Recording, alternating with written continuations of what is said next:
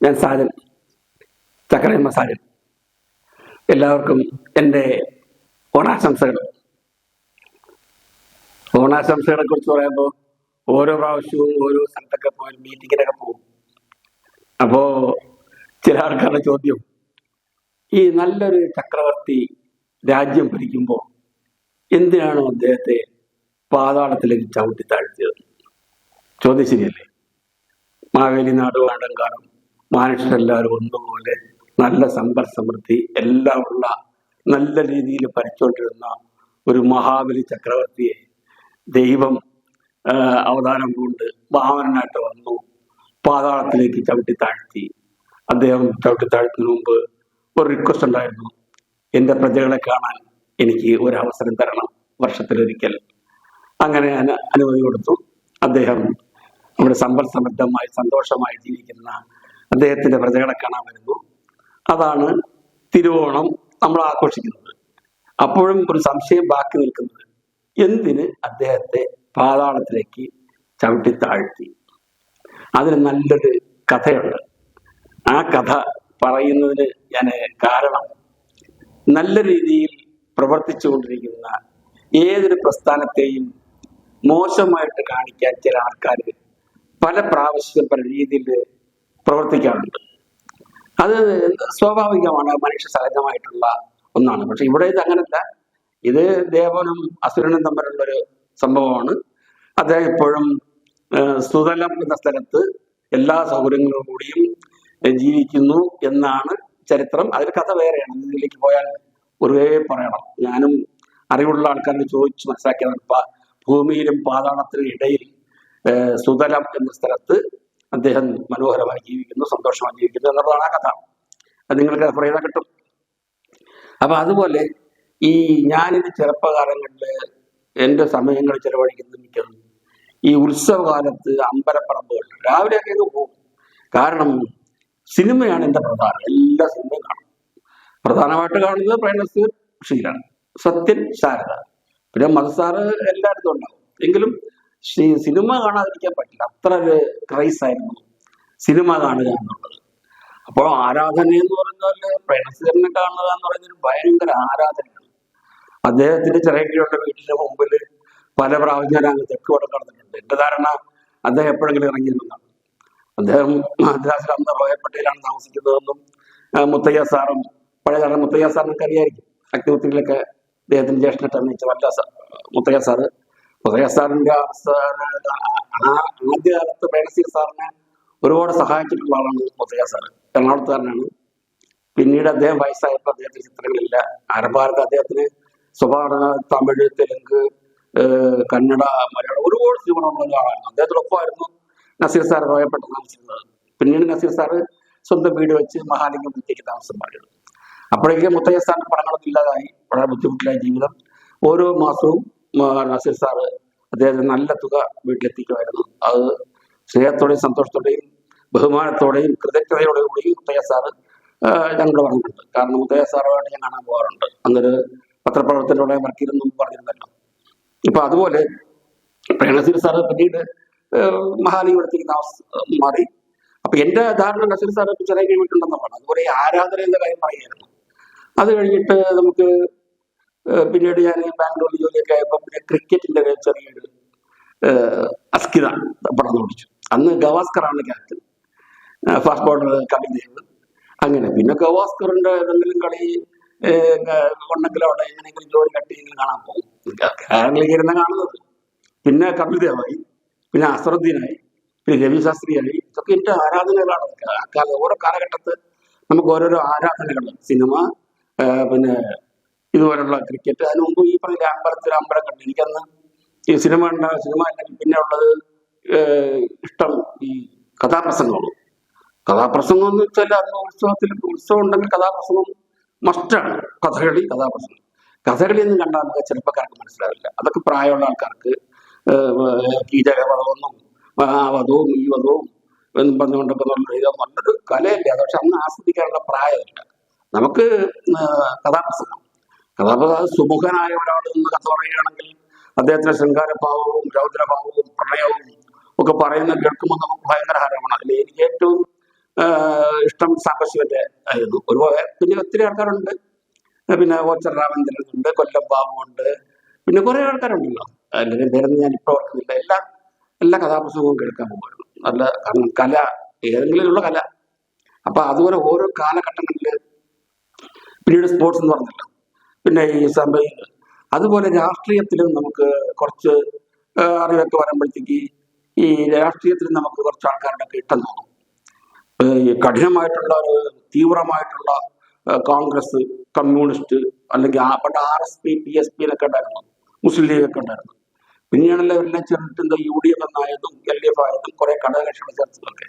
അപ്പോഴും നമ്മള് അതില് നല്ല വ്യക്തിത്വങ്ങളെ നമ്മള് ഈ കക്ഷിഭേദമന്യേ നമ്മൾ ആരാധിച്ചു, ഇഷ്ടപ്പെട്ടു. അത് കഠിനമായിട്ടൊരു അന്ധമായിട്ടൊരു രാഷ്ട്രീയത്തിൽ വിശ്വസിക്കുന്ന ആളാണെങ്കിൽ തീർച്ചയായിട്ടും ഓപ്പോസിറ്റ് പാർട്ടിയിൽ വരുന്ന ആൾക്കാർ എന്താ അങ്ങനെ പറഞ്ഞത്, എന്താ പറയുന്നത് വിമർശിക്കും. നമ്മളങ്ങനെ നമ്മൾ ന്യൂട്രലാണ്. അതാണല്ലോ നമ്മുടെ കേരളത്തിൽ ഓരോ 5 കൊല്ലം കഴിയുന്തോറും ഓരോ ഭരണമാറ്റം വന്നുകൊണ്ടിരുന്നത്.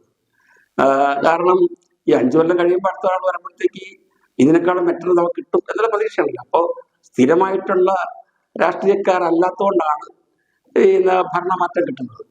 ന്യൂട്രലായിട്ട് നിൽക്കുന്ന ആൾക്കാർ അവിടെ ഇല്ല ഇവിടെ ഇല്ല, നമുക്ക് നല്ല ജീവിക്കാനുള്ള നല്ല രീതിയിൽ ഭരണം കാഴ്ചവെക്കുന്ന നല്ല ആൾക്കാർ വരണം. മുമ്പൊക്കെ ഒരുപാട് ഈ തലമുതിർന്ന നേതാക്കളെല്ലാം കുറച്ച് പ്രായമായ ആൾക്കാരൊക്കെ ആയിരുന്നു. പിന്നീടാണ് SFI എന്നും KSU എന്നും ഒക്കെ വന്ന് രാഷ്ട്രീയ സംഘടനകൾ, വിദ്യാർത്ഥി സംഘടനകൾ വന്നു. പിന്നീട് അത് DYFI ഒരു വിഭാഗം, യൂത്ത് കോൺഗ്രസ് വേറൊരു വിഭാഗം, അങ്ങനെ കേരള കോൺഗ്രസിന്റെ വേറൊരു വിഭാഗം, അങ്ങനെ യുവാക്കൾ, നല്ല നല്ല യുവാക്കൾ ഈ രംഗത്തേക്ക് വന്നപ്പോൾ ഒരു ചുറുചുറുപ്പും ഉശിരും ഒക്കെ ഉണ്ടായി.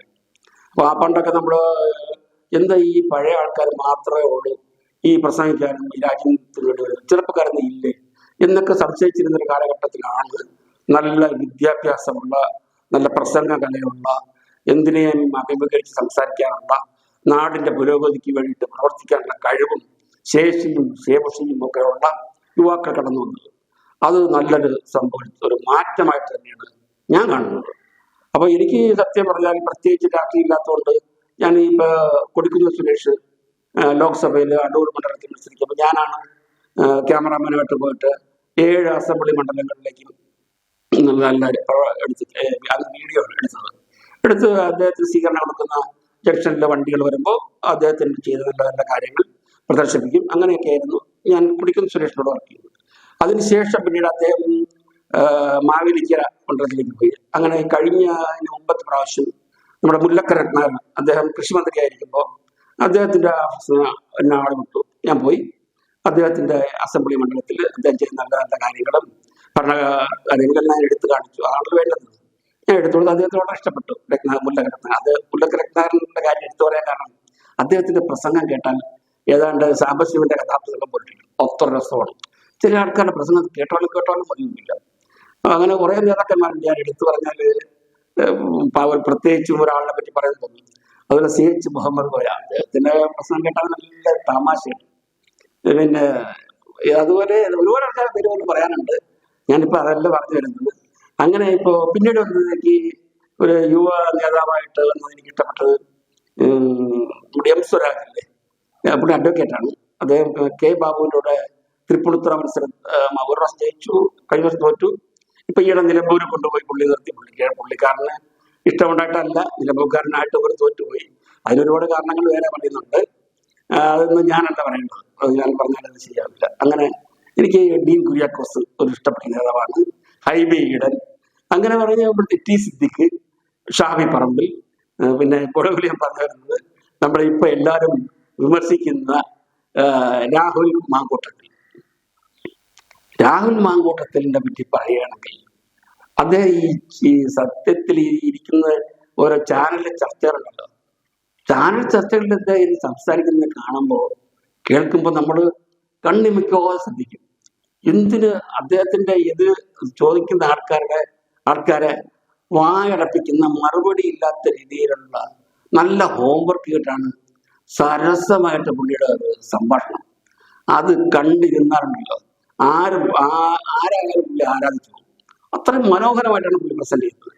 അതുപോലെ വീണ്ടും എന്ന് പറയുകയാണെങ്കിൽ രാജ്യസഭയിലാണോ പാർലമെന്റിലാണോ? അപ്പൊ ഈ വടകര ജയിച്ച ലോക്സഭ ഷാഫി പറമ്പിൽ, അദ്ദേഹത്തിന്റെ ഇംഗ്ലീഷ് സ്പീച്ച് ഉണ്ടല്ലോ, എന്ത് രസമാണ് ഇംഗ്ലീഷ് പ്രസംഗം അദ്ദേഹത്തിന്റെ. അത് ജോൺ ബ്രിട്ടാസ്, അദ്ദേഹത്തിന്റെ ഇംഗ്ലീഷ്, സുരേഷ് ഗോപി പുള്ളിയുടെ ഇംഗ്ലീഷ്, അങ്ങനെയൊക്കെ കാണുമ്പോൾ നമുക്ക് തന്നെ അഭിമാനം തോന്നും. ഈ പാർലമെന്റിലും രാജ്യസഭയിലൊക്കെ ഇവര് കേരളത്തെ പ്രതിനിധീകരിച്ചുകൊണ്ട് ഓരോ കാര്യങ്ങളിൽ സംസാരിക്കുന്നത് കേൾക്കുമ്പോൾ നമുക്ക് രോമാഞ്ചം ഉണ്ടാവും, അഭിമാനം ഉണ്ടാവും. അപ്പൊ അതുപോലെയാണ് എനിക്ക് ഈ ഷാഫി പറമ്പലിന്റെ ഒക്കെ പ്രസംഗം കേട്ടാൽ മനോഹരമല്ലേ, എന്ത് രസമായിരിക്കും. അതുകൊണ്ടാണ് ഷാഫി പറമ്പലിനെ ഏറ്റവും ഇഷ്ടപ്പെട്ട ഒരു സ്ഥാനാർത്ഥിയായിട്ട് വടകര കൊണ്ടുവരുത്തിയത്. വടകര ആർക്കെതിരായിട്ടാണ്? കേരളത്തിൽ നമ്മുടെ പിണറായി വിജയൻ സഖാവ്, മുഖ്യമന്ത്രി സഖാവ് പിണറായി വിജയൻ കഴിഞ്ഞാൽ അടുത്തത് ആരോഗ്യവകുപ്പ് കൈകാര്യം ചെയ്യുന്നത് ശൈലജ ടീച്ചർ. എത്ര നല്ല പേരുള്ള നല്ല മന്ത്രിയല്ലേ. ഈ കഴിഞ്ഞ മന്ത്രിസഭയിൽ അവർ വരുമെന്ന് വിചാരിച്ചു, പക്ഷെ അതിന്റെ രാഷ്ട്രീയ കാര്യം എന്താണെന്ന് നമുക്കറിയില്ല. അവരെ കൂടെ മത്സരിക്കാൻ ഒരാളെ കൊണ്ട് നിർത്തണമെങ്കിൽ എങ്ങനത്തെ ആളായിരിക്കണം? അതും പാലക്കാട് നിന്ന് അദ്ദേഹത്തെ രാജിവെപ്പിച്ചിട്ട് വടകര കൊണ്ടുപോയി മത്സരിപ്പിച്ചു. അപ്പോൾ ആ പാർട്ടിക്ക് അറിയാം ഈ പ്രശസ്തയായ ഇത്രയും ജനപിന്തുണയുള്ള ഒരു നേതാവ് അതുപോലെ ജനങ്ങൾ ഇഷ്ടപ്പെടുന്ന ഒരു ആളെ എതിരായിട്ട് വരണം എന്നാലേ ജയിക്കുള്ളൂ. അതും നിസ്സാര വോട്ടിലാണ് ജയിച്ചത്. ഏതാണ്ട് 1.5 ലക്ഷം വോട്ടിന്റെ ഭൂരിപക്ഷത്തിലാണ് ഷാഫി പറമ്പിൽ ജയിച്ചത്. അതൊക്കെ പ്രശംസനീയമാണ്. അത് ആരോട് മത്സരിച്ചാണെന്നുള്ളതാണ്. അപ്പൊ അതുപോലെ ഞാൻ പറയാൻ കാരണം എന്ന് പറഞ്ഞാല്, അപ്പൊ ഈ പാലക്കാട് നിന്ന് ഷാഫി പറമ്പിൽ നേരെ വടകരയ്ക്ക് പോകുമ്പം അവിടെ അതിന് കോൺഗ്രസിൽ നിന്നൊരു ആളിന് വേണ്ട, അത്രയ്ക്കും കോൺഗ്രസിൽ വരെ നേതാക്കൾ ഇല്ലായിട്ടല്ല, അവിടുത്തെ ലോക്കൽ നേതാക്കന്മാർ വർഷങ്ങളോളം പ്രവർത്തിച്ച് പരിചയമുള്ള നേതാക്കന്മാരുണ്ട്. അതിലൊരാൾക്ക് പ്രത്യേകിച്ച് സീറ്റ് കിട്ടുമെന്ന് കരുതി. എങ്കിലും ഷാഫി പറമ്പലിന് വിശ്വാസം അദ്ദേഹം നിന്നിരുന്ന ആ മണ്ഡലം അതുപോലെ വീണ്ടും നല്ല രീതിയിൽ പോകണം എന്ന് കരുതിയിട്ട് അദ്ദേഹത്തിന്റെ ഒരു പിടിവാശിയോടുകൂടിയാണ് രാഹുൽ മാങ്കൂട്ടത്തിനെ കൊണ്ടുവന്നത്. രാഹുൽ മാങ്കൂട്ടത്തിനെ കൊണ്ടുവന്ന എന്താ കാര്യം? അദ്ദേഹം KSUവിന്റെ ആളായിരുന്നു, മിടുക്കൻ. പിന്നെ ഷാഫി പറമ്പലിന്റെ റിക്വസ്റ്റ് കൊണ്ടോ എന്തോ റെക്കമെൻഡേഷൻ കൊണ്ട് പുള്ളി LSUവിന്റെ ആളായി. അപ്പോ അദ്ദേഹത്തിന്റെ സാമർത്ഥ്യം കൊണ്ടല്ലേ അവിടെ എത്തിച്ചത്. അതുപോലെ നമ്മുടെ പിന്നീട് MLA അത് നല്ല ഭൂരിപക്ഷം ജയിച്ചില്ലേ. അപ്പൊ ആ മണ്ഡലത്തില് ജനസ്വാധീനമുള്ള ഒരാളെ തന്നെ കൊണ്ടുവന്നു എന്നുള്ളതാണ്. അപ്പൊ അങ്ങനെ ഇരിക്കുമ്പോൾ സ്വാഭാവികമായിട്ട് ചില ആൾക്കാർക്ക് പ്രത്യേകിച്ചും കോൺഗ്രസ് പാർട്ടി അങ്ങനെ ഉണ്ടെന്നാണ് പറയുന്നത്. നമുക്ക് ഈ ചുഴിഞ്ഞു നോക്കാനൊന്നും അറിയില്ല. അതില് ഈ ഇദ്ദേഹത്തിന്റെ ചിരിച്ചുകൊണ്ടുള്ള പ്രസംഗവും സംഭാഷണവും ഒക്കെ ആർക്കും ആകൃഷ്ടത ഉണ്ടാവും. അങ്ങനെയാണ് ഒരു ചാനലിലെ ഒരു ഉദ്യോഗസ്ഥ, അവരുടെ പേര് റിനി, അവരുടെ പിതാവ് ജോർജ് എന്നാണ്. അദ്ദേഹം നല്ലൊരു കമ്മ്യൂണിസ്റ്റുകാരനായിരുന്നു, പറഞ്ഞവരുണ്ട്. എന്നാലും VD സതീശന്റെ ഒരു ആരാധികയാണ് എന്ന് തന്നെ പറയുന്നുണ്ട്. അവര് ഈ രാഹുൽ മാങ്കൂട്ടത്തിൽ 2-3 വർഷമായിട്ട് ചാറ്റ് ചെയ്യുമായിരുന്നു എന്ന് പറഞ്ഞു.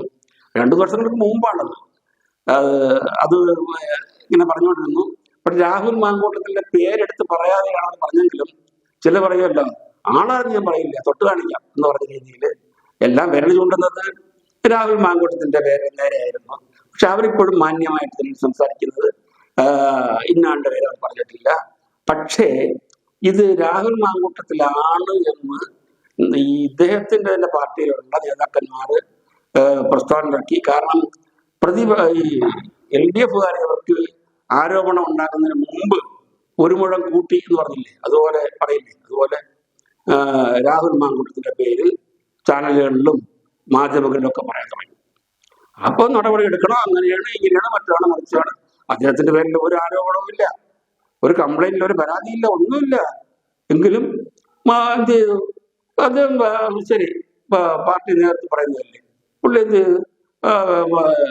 ഈ സ്ഥാനം, അതായത് യൂത്ത് കോൺഗ്രസ് സ്ഥാനം പുള്ളി രാജിവെച്ചു, മാന്യത. പക്ഷെ MLA സ്ഥാനം രാജിവെക്കണമെന്ന് പറയേണ്ട കാര്യമൊന്നുമില്ല, കാരണം ജനങ്ങളാണ് തെരഞ്ഞെടുത്തത്. അത് ഈയിടെ നമ്മുടെ police officer retired George Joseph തോന്നുന്നു, ഞാൻ അദ്ദേഹത്തിന്റെ ചാനൽ കാണുന്നത്. അദ്ദേഹം നല്ല നിയമവശങ്ങളൊക്കെ പറയും, അത് കേൾക്കാനും പഠിക്കാനൊക്കെ എനിക്ക് താല്പര്യമുള്ളതുകൊണ്ട് ഞാൻ ശ്രദ്ധിക്കും. അദ്ദേഹത്തിന്റെ ആ പ്രസ്താവനയിൽ തീർച്ചയായിട്ടും അങ്ങനെയൊന്നും MLA സ്ഥാനം രാജിവെക്കേണ്ട കാര്യമൊന്നുമില്ല, ജനങ്ങളാണ് തെരഞ്ഞെടുത്തത്. അദ്ദേഹത്തിന് സ്വതന്ത്രനായിട്ടോ എങ്ങനെ വേണമെങ്കിലും അവിടെ മണ്ഡലത്തിൽ പോകാം, പ്രസംഗിക്കാം. ജനങ്ങളാണ് അദ്ദേഹത്തിന്റെ ശക്തി. അതുകൊണ്ട് രാഹുൽ മാങ്കുളത്തിന്റെ വീട് അടൂരാണല്ലോ. അതും കളിയാക്കി ട്രോൾ പറയുന്നുണ്ട്. എന്തോ പറമ്പിലാണ് മാങ്കൂട്ടത്തിൽ, അതായത് ഷാഫി പറമ്പിലാണ് മാങ്കൂട്ടത്തിൽ എന്നുള്ള രീതിയിൽ രക്ഷനായിട്ട് നിൽക്കുന്നത്. എന്താ കുഴപ്പം? ആകട്ടെ, കഴിവുള്ളവരങ്ങനെ നിൽക്കണമല്ലോ. ഈ യുവാക്കൾ ഇനിയിപ്പം ഞാൻ നേരത്തെ പറഞ്ഞ സ്വരാജായാലും രാഹുൽ മാങ്കൂട്ടത്തില്, ഷാഫി പറമ്പില്, ടി സിദ്ദീഖ്, പിന്നെ ഹൈബിയുടെ, ഇവരൊക്കെ ഈ യുവനിരയിലുള്ള ആൾക്കാരെല്ലാം നല്ല രീതിയിൽ വരണം. ഭരണകക്ഷിയിലായാലും ശരി, പ്രതിപക്ഷത്തായാലും ശരി, ഇവരെല്ലാം വരണേ നമ്മുടെ ഈ കാലത്തിന് അനുസരിച്ചുള്ള രീതിയിൽ ജനമുന്നേറ്റം നടത്താൻ പറ്റും. ജനങ്ങൾക്ക് വേണ്ട രീതിയിൽ പ്രവർത്തിക്കാൻ പറ്റുള്ളൂ.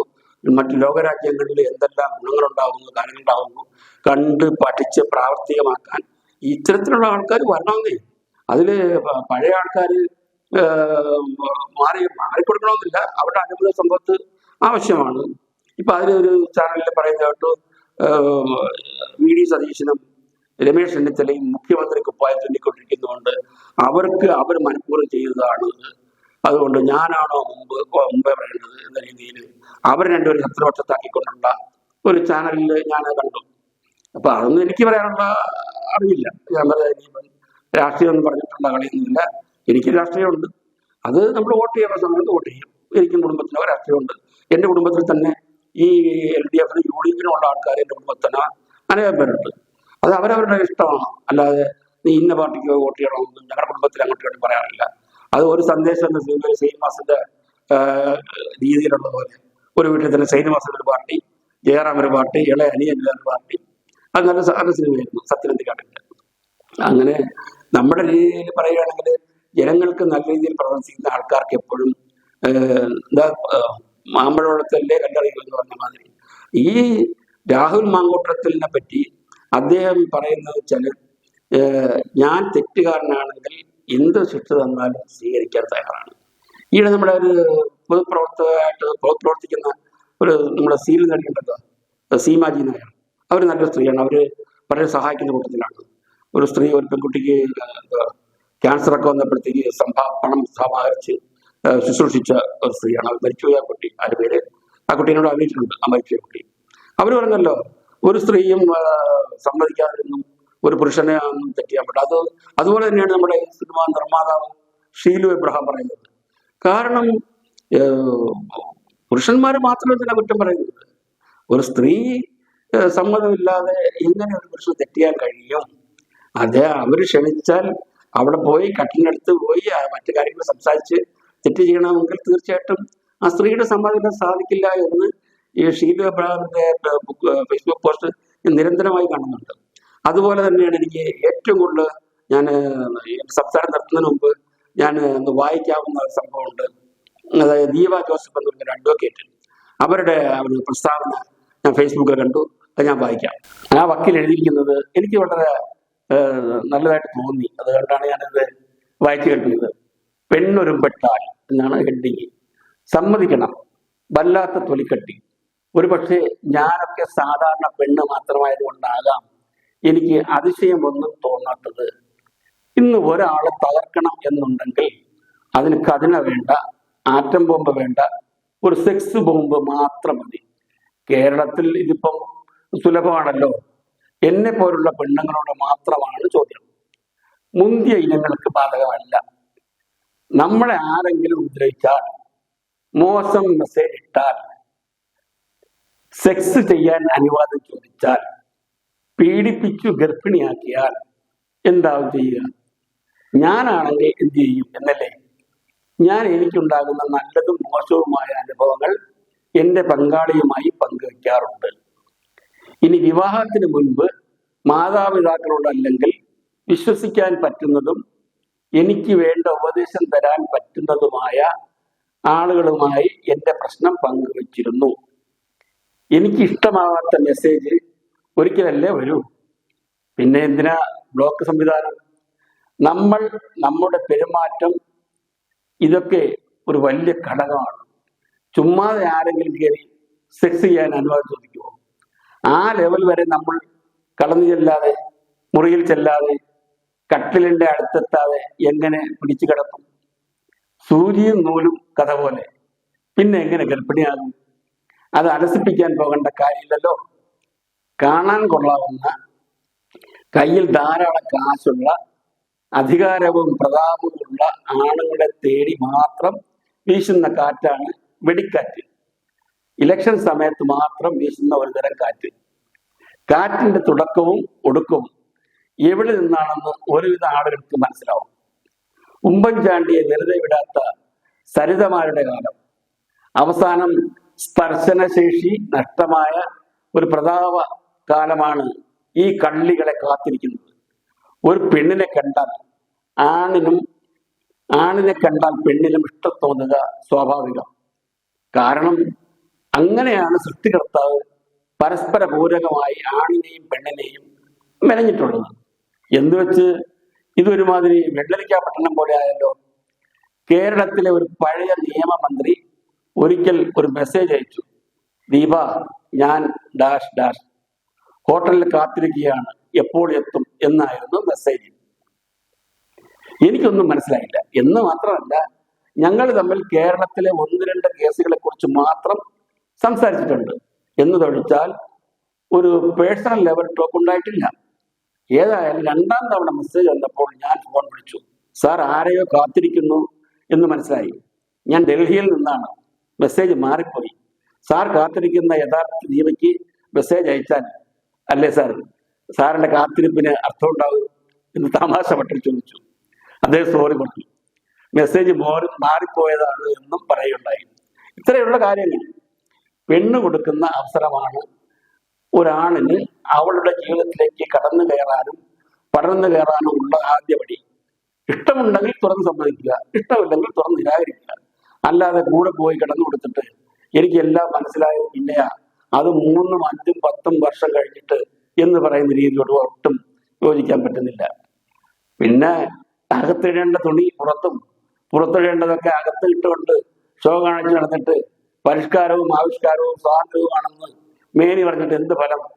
മാനം പോയിന്ന് മീഡിയയ്ക്ക് മുന്നിൽ വന്ന് ഒരുത്തിയെ കണ്ടപ്പോൾ എൻ്റെ വല്യമ്മച്ചി ചട്ട ഇടുന്നതിൻ്റെ അടിയിൽ ഇട്ടിരുന്ന റൗക്കയാണ് ഓർമ്മ വന്നത്.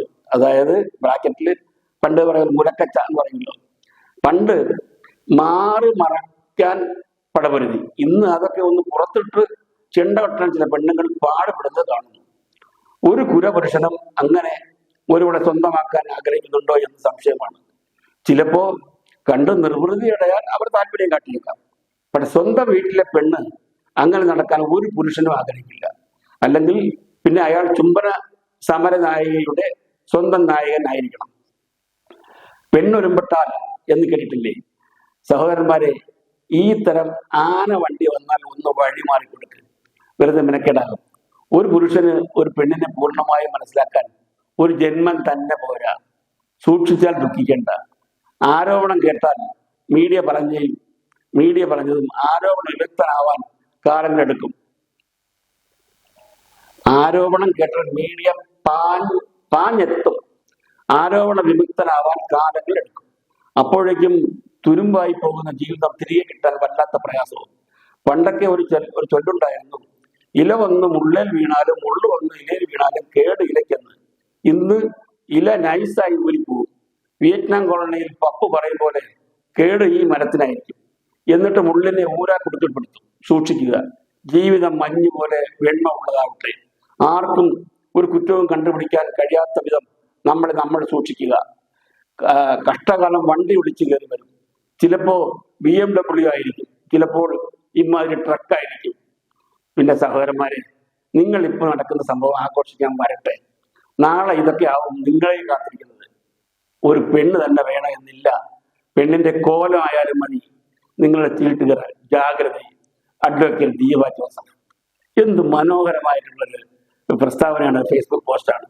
ഇങ്ങനെ വേണം. കാരണം ഇനിയും ഈ അവരുടെ താക്കീത് എന്ന് പറയുന്നത് ഈ യുവാക്കൾ എപ്പോഴും മണിക്കൂറുകളോളം ഈ ചാറ്റിങ്ങിലേക്കൊക്കെ അങ്ങ് വീണു പോവുകയാണ്. ഇത് രണ്ടു കൂട്ടർക്കും ബാധകമാണ്. ഒരുപക്ഷെ ആ ചാറ്റ് ചെയ്ത യുവാവ് അവള് വിവാഹം കഴിച്ചില്ല, ആ പെൺകുട്ടിയെ വേറെ ആൾ വിവാഹം കഴിക്കുകയാണെങ്കിൽ അവളെ ചതിക്കാനും ഇത് മതി, ഇവനെ ചതിക്കാനും അത് മതി. അതുകൊണ്ട് ചാറ്റ് ചെയ്യുമ്പോൾ ശ്രദ്ധിക്കുക, തീർച്ചയായിട്ടും സംസാരിക്കുക. ഞാൻ പലപ്പോഴും ആറ്റിങ്ങൽ ബസ് സ്റ്റാൻഡിൽ തന്നെ വൈകുന്നേരം പോയി കണ്ടാൽ ബസ് ഇറങ്ങുന്ന ആൾക്കാരെ കാണുന്നുണ്ട്. പരിസരം മറന്നുകൊണ്ടാണ് ആ ചെറുപ്പക്കാരുടെ സംഭാഷണവും രീതിയും നോട യസ്ത എന്നൊക്കെ പറഞ്ഞുകൊണ്ട് അങ്ങോട്ട് കവളൊക്കെ കണ്ടുകൊണ്ടിരിക്കുകയാണ്. ഇതൊക്കെ പണ്ട് പണ്ടേ ഉണ്ട്. മഹാഭാരതമുള്ള കാലത്തേ ഉണ്ട്. മഹാഭാരതത്തിലെ മഹർഷിയുടെ തപസ്സുകളൊക്കെ ഇല്ലേ, പണ്ടേ ഉണ്ട്. എങ്കിലും പണ്ട് ഇതാരും ഇതൊരു എവിഡൻസ് ആയിട്ട് ബ്ലാക്ക്മെയിൽ ചെയ്യാനായിട്ട് ഉപയോഗിച്ചതില്ല. ഒരു പ്രണയം നല്ലതാണ് തീർച്ചയായിട്ടും. ഒരു പുരുഷൻ സ്ത്രീയെ സ്നേഹിക്കുക, സ്ത്രീ തിരിച്ച് അവനെ സ്നേഹിക്കുക. ഒരേ പ്രായത്തിലുള്ളവരൊക്കെ വിവാഹം കഴിക്കുന്നതിനുള്ള ബുദ്ധിമുട്ടാണ്. കാരണം ഈ കോളേജിൽ പഠിച്ചുകൊണ്ടിരിക്കുന്ന കാലത്തൊക്കെ ഒരേ പ്രായമുള്ള പിള്ളേരായിരിക്കും. പെൺകുട്ടികൾ നേരത്തെ വിവാഹം കഴിച്ചു പോകും. ആൺപിള്ളേർ പക്വതയാണെങ്കിൽ അവർ ഡിഗ്രിയൊക്കെ എടുത്ത് ഒരു ജോലിയൊക്കെ കിട്ടി കുടുംബം നോക്കാനായിട്ടൊക്കെ പ്രാപ്തരാവണം. സ്ത്രീകൾക്ക് അങ്ങനെ വേണമെന്നില്ല. ഇപ്പോൾ ഇറക്കിറക്ക് മാറിയെങ്കിലും അതുകൊണ്ട് ഈ പ്രണയകാലത്ത് അങ്ങോട്ട് സംഭവിച്ചതോ വാക്ക് കൊടുത്തതോ ഒന്നും പിൽക്കാലത്ത് നടന്നുകൊള്ളുന്നില്ല. അതുകൊണ്ടാണ് ഇപ്പം ഇവിടെ ഈ പറഞ്ഞ ഈ ഇദ്ദേഹത്തിന്റെ ഈ ഒരു പെണ്ണ് ഗർഭിണിയാണെന്നോ എന്റെ കുഞ്ഞിനെ ആര് നോക്കുമെന്നോ ഞാൻ നോക്കുന്നു പറഞ്ഞിട്ടൊന്നും ഇപ്പൊ ആ ഗർഭമേ ഇല്ല. ഇപ്പൊ അവളല്ലേ ഇവളാണ് അവള് എന്ന് പറയുന്ന രീതിയിൽ ഒന്നായി. ആര് എവിടെ ഒരു പരാതി ഇല്ലെന്നേ. അത് ആ സംഭാഷണമാണെങ്കിൽ ആ സ്ത്രീയുടെ ശബ്ദം കേൾപ്പിച്ചത് തന്നെ ഒരു ചാനല് ശബ്ദം വേറെ രീതിയിലാണ്. മാങ്കൂട്ടത്തിന്റെ ശബ്ദം അതേപോലെ കേൾപ്പിക്കുന്നവരുണ്ട്. ഇപ്പൊ മിമിക്രിയുള്ള കാലമാണ്. മിമിക്രിയാണോ ഇല്ലേ? അങ്ങനെ ഒരു പെണ്ണും ഗർഭവും കൊണ്ടുവന്നിട്ടില്ല. മറ്റു നേരത്തെ പരാതി കൊടുത്ത ഏഷ്യാനെറ്റിലെ അവതാരകയായിരുന്നു. അവർ നേരെ മാന്യമായിട്ടാണ് സംസാരിക്കുന്നത്. ഞാൻ ആരെയും കുറിച്ച് വ്യക്തമായിട്ട് പറഞ്ഞില്ല. എൻ്റെ അടുത്ത് നേരത്തെ ചാറ്റ് ചെയ്ത കാര്യം പറഞ്ഞു. അത് ഞാനല്ല അത് വെളിയിൽ വിട്ടത്. ഏതായാലും അവർ മാന്യമായി തന്നെയാണ് ഇപ്പോഴും പറഞ്ഞിരിക്കുന്നത്. വേറെ ആരും ഒരു ആരോപണത്തിനില്ല. ഞാനിപ്പോൾ എൻ്റെ സ്വന്തം അഭിപ്രായം പറയുകയാണെങ്കിൽ തീർച്ചയായിട്ടും ഈ എം സ്വരാജ്, ഷാഫി പറമ്പില്, ഈ രാഹുൽ മാങ്കൂട്ടത്തിൽ ഈ യുവ നേതാക്കളൊക്കെ ഭരണപക്ഷത്തായാലും പ്രതിപക്ഷത്തായാലും വേണം. അദ്ദേഹത്തിനെ ജയിപ്പിച്ചു വിട്ട, അതായത് രാഹുൽ മാങ്കൂട്ടത്തിനെ ജയിപ്പിച്ചു വിട്ട ആ മണ്ഡലത്തിൽ അദ്ദേഹം MLA ആയിട്ട് തന്നെ ഈ ഭരണകാലം മുഴുവൻ ഉണ്ടായിരിക്കണം. ആ മണ്ഡലത്തിന് വേണ്ടുന്ന എല്ലാം ചെയ്യണം. വീണ്ടും രാഹുൽ മാങ്കൂട്ടത്തിൽ ആ പാലക്കാട് മണ്ഡലത്തിൽ തന്നെ മത്സരിച്ചാൽ ഇതിലും വമ്പിച്ച ഭൂരിപക്ഷം കിട്ടുമെന്നുള്ളതാണ് 100% ഉറപ്പാണ്. കാരണം എന്താ വെച്ചാൽ അത്രയും മിടുക്കന്മാർ ചെറുപ്പക്കാരല്ലേ ഷാഫി പറമ്പിൽ, രാഹുൽ മാങ്കൂട്ടത്തിലൊക്കെ. അവരൊക്കെ ഇങ്ങനെയൊക്കെ ഒരു പെണ്ണ് കേസിൽ പണ്ട് റോഡുണ്ട് പറയാനായിട്ട് പല നേതാക്കന്മാരെ പറ്റിയൊക്കെ എന്തെല്ലാം മോശങ്ങൾ പറഞ്ഞിട്ടുണ്ട്. ആ രാജ്ഭവനിൽ തന്നെ പ്രായമായ മനുഷ്യനെ കുറിച്ച്. ഇന്ന് അദ്ദേഹം കാസർഗോഡ് MP ആണ്. അതുപോലെ കടകംപള്ളി സുരേന്ദ്രനെ കുറിച്ച് ചാറ്റിങ് വോട്ടിങ് ഒക്കെ പറഞ്ഞിട്ട് എന്തെല്ലാം ആരെയൊക്കെ കുറിച്ച് എന്തെല്ലാം പറയാം, ഇനിയും പറയും, പറഞ്ഞുകൊണ്ടേയിരിക്കും. അതൊരു സൈഡ് നടക്കട്ടെ. രാഹുൽ മാങ്കൂട്ടത്തിന് ഇതൊന്നും ബാധകമാവാതെ തൽക്കാലം അദ്ദേഹത്തിന് വീട്ടിലിരിക്കുകയാണ് നല്ലത്. ഈ കഴിഞ്ഞ ദിവസം ഞാൻ കണ്ടു ഫേസ്ബുക്കിൽ ഒരു കല്യാണത്തിന് പങ്കെടുക്കാനായിട്ട് ഷാഫി പറമ്പിൽ വന്നപ്പോൾ DYFIക്കാർ തടഞ്ഞു. അന്നേരം പണ്ട് ഉമ്മൻചാണ്ടിയുടെ നെഞ്ചത്ത് കല്ലെടുത്തിട്ട് ക്ഷമിച്ചവരൊന്നും കാണുന്നില്ല രാഹുൽ മാങ്കൂട്ടത്തിൽ. പുള്ളി കാർന്നിറങ്ങി നായനെ പെട്ടെന്ന് പിടിച്ച് പേടിപ്പിക്കേണ്ട, അതൊക്കെ വേറെ ആളവർക്കെന്ന് പറഞ്ഞു. അങ്ങനെയുള്ള ഉശ്രമുള്ള ആൾക്കാർ തന്നെ വേണം. എവിടെയായാലും ഈ DYFI ഷാഫി പറമ്പിൽ എന്ത് തെറ്റി? അദ്ദേഹത്തിന്റെ നല്ലൊരു സ്ഥാനാർത്ഥിയെ കൊണ്ട് നിർത്തി ജയിപ്പിച്ചതാണ് അദ്ദേഹം ചെയ്ത് തെറ്റ്. രാഹുൽ മാങ്കൂട്ടത്തിൽ ചാറ്റ് ചെയ്തെങ്കിൽ രാഹുൽ മാങ്കൂട്ടത്തിനോട് ചോദിക്കണം. അദ്ദേഹം പറയും ഏതായാലും തൽക്കാലം ഇതൊക്കെ കെട്ടടങ്ങി എന്നാണ് എൻ്റെ വിശ്വാസം. ഈ നിമിഷം വരെ അങ്ങനെയാണെന്ന് എൻ്റെ അഭിപ്രായം. ഏതായാലും വീണ്ടും നിങ്ങൾക്ക് എല്ലാവരും ഓണാശംസകൾ നേർന്നുകൊണ്ട് ഇപ്പോഴത്തെ എൻ്റെ ഈ സംസാരം നിർത്തുന്നു. ഞാൻ സിനിമയെക്കുറിച്ച് പറയുന്ന ആളാണ്. കാരണം ഇന്ന് പറയാൻ വിട്ടുപോയെന്ന് വെച്ചാൽ അത് ഒരു ചെറിയ കാര്യങ്ങൾ പറഞ്ഞു നിർത്താം. കൃഷ്ണ വിജയം, രാസലീല തുടങ്ങിയ ചിത്രങ്ങളിലൊക്കെ കമലഹാസനായിരുന്നു എന്നെ ഗുരുനാഥൻ ശങ്കരൻ നായർ സാറിന്റെ നായകൻ. ശ്രീദേവി അങ്ങനെയൊക്കെയാണ് മദനോത്സവം എന്നൊരു സിനിമ എടുത്തത്. ആ മദനോത്സവത്തിലാണെങ്കിൽ 6 പാട്ടുകളാണ്. സന്ധ്യേ കണ്ടീതെന്റെ സന്ധ്യേ, നീ മായും നിലാവോ, ജീവന്റെ കണ്ണിയോ, സാഗരമേ ശാന്തമാകതി, പിന്നെ ഈ മലർ കന്യകൾ മാരണം നേദിക്കും എന്നുള്ള പാട്ട്, മേലെ പൂമല എന്ന പാട്ട്, പിന്നെ മാടപ്രാവേ വാ, ഇതൊക്കെ എടുത്ത പാട്ടുകളെല്ലാം ഞാൻ കൊടൈക്കനാലിലാണ് ഷൂട്ട് ചെയ്തത്. ഇൻഡോർ ഷൂട്ട് ചെയ്യുന്നതെല്ലാം നമ്മുടെ സത്യ സ്റ്റുഡിയോയിലും മറ്റു AVM വാഹിനി സ്റ്റുഡിയോയിലൊക്കെ ആയിരിക്കും. കാരണം അവിടെ 5 മണി കഴിഞ്ഞാൽ ഈ കോടമഞ്ഞ് വന്നിട്ട് കംപ്ലീറ്റ് പരസ്പരം നിൽക്കുന്നവരെ കാണാൻ പറ്റില്ല. എങ്കിലും കുറെ സീൻസൊക്കെ ഞങ്ങൾ അവിടെ എടുത്തു. ഒരു ദിവസം ഈ രാത്രി ഒരു ബഹളം കേൾക്കുന്നു. കാരണം അവിടെ ഈ ബ്രിട്ടീഷുകാരുടെ കാലത്ത് പണിഞ്ഞൊരു കെട്ടിടമുണ്ട്. ഞങ്ങൾ താമസ ഹോട്ടലിൽ 4 മുറികളുള്ള വിശാലമായ കരിങ്കല്ല് കൊണ്ടുള്ള കെട്ടിടം.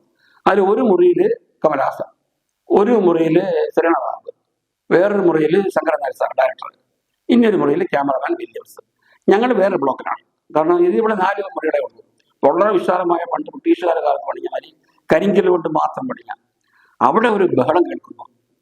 പിന്നെ കേൾക്കുമ്പോൾ സെക്യൂരിറ്റിയും കുറെ പെൺകുട്ടികളും തമ്മിലുള്ള ഒരു തർക്കമാണ്. പെൺകുട്ടികളെന്ന് ചോദിച്ചാൽ അവിടെ കോളേജിലോ ഹോസ്റ്റലിലോ പഠിക്കുന്ന പെൺകുട്ടികളെ മതിൽ ചാടി കമലഹാസന്റെ നാട്ടുപുരാമായി രാത്രി നോക്കിയുള്ളേ.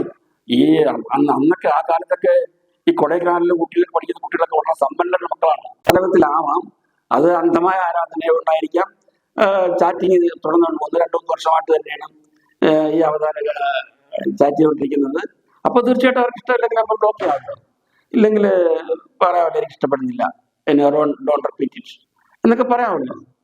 ബ്ലോക്ക് ചെയ്യാം, ഡിലീറ്റ് ചെയ്യാം, അതാരും നല്ലത്. പിന്നെ വേറെ സ്ത്രീ വന്നിട്ട് ഗർഭത്തിന് ഉത്തരവാദി നീയാണ്, നമ്മൾ പണ്ട് സംസാരിച്ചത് ഇങ്ങനെയല്ല, ഇങ്ങനെയൊക്കെ പറഞ്ഞിട്ട് അതൊരു സൈസ് ബ്ലാക്ക് മെയിലിംഗ് ആണ്. ഇപ്പൊ അങ്ങനെ സംഭവമില്ല. ഇന്ന് രാവിലെ നോക്കിയാൽ ഇപ്പോൾ ഫേസ്ബുക്കിലും പേപ്പറിനും ഒക്കെ നോക്കിയിട്ടും അങ്ങനെ ആരോപണം കാണുന്നില്ല. പിന്നെ ഈ വേറെ സംഭവിച്ചാൽ ഈ ഇദ്ദേഹത്തിന്റെ പാർട്ടിയിലുള്ള വനിതാ നേതാക്കൾ തന്നെ ഇദ്ദേഹത്തെ കുറ്റപ്പെടുത്തുന്നു. എന്തിനാണ് അങ്ങനെ ചെയ്യുന്നത്? കാരണം അവർക്ക് കുറ്റപ്പെടുത്തിയല്ലേ പറ്റുള്ളൂ. വലിയ നേതാക്കളെല്ലാം പറയുമ്പോൾ അതിന് കൂടെ വിളിച്ചില്ലെങ്കിൽ, അതിന് കൂടെ നിന്നില്ലെങ്കിൽ, ചിലപ്പോൾ അടുത്തവർക്ക് സീറ്റ് കിട്ടിയില്ലെങ്കിലോ, അല്ലെങ്കിൽ ഏതെങ്കിലും പ്രസ്ഥാനത്തിൽ ചെയർപേഴ്സണായിട്ടോ, അല്ലെങ്കിൽ കശുവണ്ടി വികസന കോർപ്പറേഷനെന്നോ, ഉണക്കത്തെങ്ങ കോർപ്പറേഷനിലെ ചെയർമാനെന്നോ എന്തെങ്കിലുമൊക്കെ ഒരു പദവി കിട്ടണമല്ലോ. അപ്പൊ അതിന് വേണ്ടിയിട്ട് മനസാക്ഷിക്ക് വിരോധമായിട്ടെങ്കിലും ഈ നേതാക്കന്മാര് പറഞ്ഞു പോകുന്നതാണ്. അങ്ങനെ ഞാനിപ്പം അത് തന്നെ പറയാം, ഷാനിമോൾ ഉസ്മാനും ബിന്ദുകൃഷ്ണനൊക്കെ പറയുന്നതൊക്കെ ഞാൻ വായിച്ചു.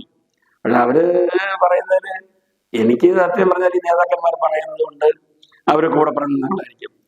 പിന്നെ വേറെ ഒരു ദീപ്തി മേരി വർഗീസ് യുവ നേതാവ്, ആ സ്ത്രീ പറയുന്നതിൽ കാര്യമുണ്ട്. കാരണം അവരൊന്നും അങ്ങനെ വിട്ടു പറയുന്നില്ല, ആർക്കും കുറ്റം പറയുന്നില്ല.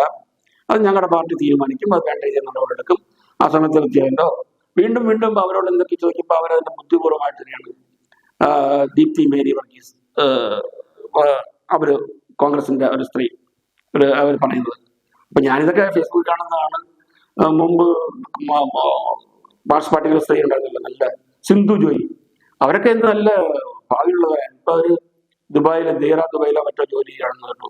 അവർ മാർക്സ് പാർട്ടിയിൽ നിന്നൊക്കെ മാറി പിന്നെ കോൺഗ്രസിൽ പോയി. അങ്ങനെയൊക്കെ അവർക്ക് നല്ല സ്ഥാനങ്ങൾ കൊടുത്തിരുന്നു.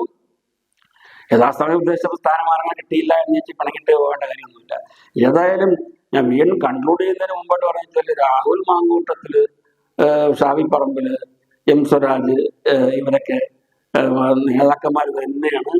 അവര് ഭരണകക്ഷിയിലായാലും ശരി പ്രതിപക്ഷത്തായാലും ശരി നല്ലതുപോലെ പഠിച്ചിട്ട് തന്നെയാണ് അവർ പ്രസംഗിക്കുന്നതും പ്രവർത്തിക്കുന്നതും. അതുകൊണ്ട് വീണ്ടും ഞാൻ എല്ലാവർക്കും എൻ്റെ പ്രേക്ഷകർക്ക് ഓണ ആശംസകൾ നേരുന്നു. ഈ രാഷ്ട്രീയം ഇവിടെ കിടന്ന് ഉയർത്തിയിട്ട് അത് നമ്മുടെ വിഷയമല്ല എങ്കിലും അറിവുള്ളതൊക്കെ പറഞ്ഞു പോയി എന്ന് മാത്രം. ഇനി പ്രത്യേകിച്ചൊന്നും പറയാനില്ല. എല്ലാവർക്കും ഒന്നുകൂടി ഞാൻ പറയുന്നു ഓണാശംസകൾ. നന്ദി, നമസ്കാരം.